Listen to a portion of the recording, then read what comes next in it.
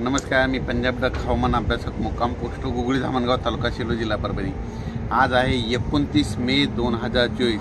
मी आहे पंजाबमध्ये अमृतसर या ठिकाणी। अमृतसर या ठिकाणी तर सांगू इच्छितो, या ठिकाणी आल्याच्या नंतर वाघा बॉर्डरच्या इथं तापमानाची नोंद जवळपास 52° होतं, म्हणजे इतकं तापमान होतं। तर हे तापमान आता आज अमृतसर या ठिकाणी नोंदलं गेलेलं आहे। तर तुम्हाला एक सांगू इच्छितो, अशीच परिस्थिती आपल्या महाराष्ट्राकडे देखील अनेक 2-4 वर्षामध्ये उद्भवणार आहे। जोपर्यंत आपण झाडं लावणार नाही तोपर्यंत अशी परिस्थिती राहणार आहे। पण शेतकऱ्याला आता एक अंदाज देतो। तर आज आहे 29 मे 2024। शेतकऱ्याला सांगू इच्छितो, शेतकऱ्यांना आणखीन 2-3 दिवसांमध्ये शेतीचे कामे आटपून घ्या, कारण की राज्यामध्ये जवळपास 1 तारखेला 1 तारखे ते 1 जून ते जवळपास 10-11 जूनपर्यंत दररोज भाग बदलत पावसाची सुरुवात होणार आहे। म्हणून हा अंदाज लक्षात घ्यायचा। सुरुवातीला बघायचं झालं तर 1, 2, 3 तारखेला राज्यामध्ये सातारा, सांगली, पुणे, नाशिक, मुंबई, नगर, सोलापूर, उस्मानाबाद, लातूर या भागापर्यंत पावसाला सुरुवात होईल, म्हणजे 1, 2, 3 जून दरम्यान।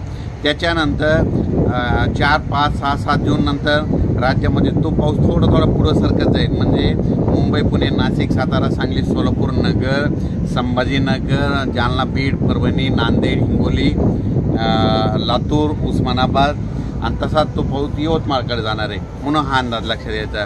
त्याच्यानंतर 5, 6, 7 जूनच्या दरम्यानमध्ये तो पाऊस परत आणखीन पुढं, म्हणजे सातारा, सांगली, सोलापूर, पुणे, नाशिक, मुंबई, तसेच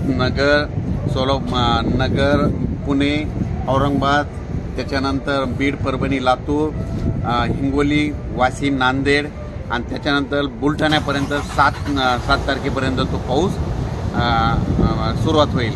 त्याच्यानंतर तो पाऊस म्हणजे 7, 8, 9, 10, 11, 12च्या नंतर पूर्व विदर्भ आणि पश्चिम विदर्भाकडे मान्सून पावसाला थोडं उशिरा जाणार आहे।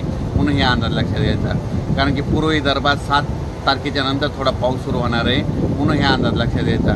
एकंदरीत परिस्थिती बघायची झाली तर राज्यामध्ये मान्सून म्हणजे केरळमध्ये मान्सूनला 31 आणि 1 तारखेला चांगलं पोषक वातावरण तयार झालेलं आहे आणि पोषक वातावरण राहील। त्याच्यामुळं आपल्या इकडं पाऊस चांगल्या तऱ्हेने पडणार आहे। म्हणून हा अंदाज लक्षात घ्यायचा।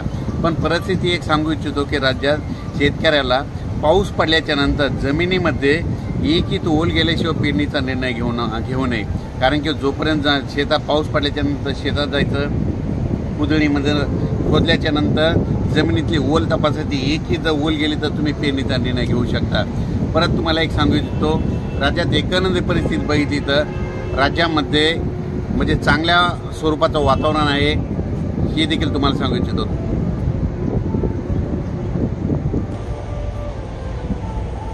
राज्यात विदर्भ, पश्चिम विदर्भ, पूर्व विदर्भामध्ये मात्र 7 जूनच्या नंतर पावसाला सुरुवात होणार आहे। म्हणून हे अंदाज लक्षात द्यायचा।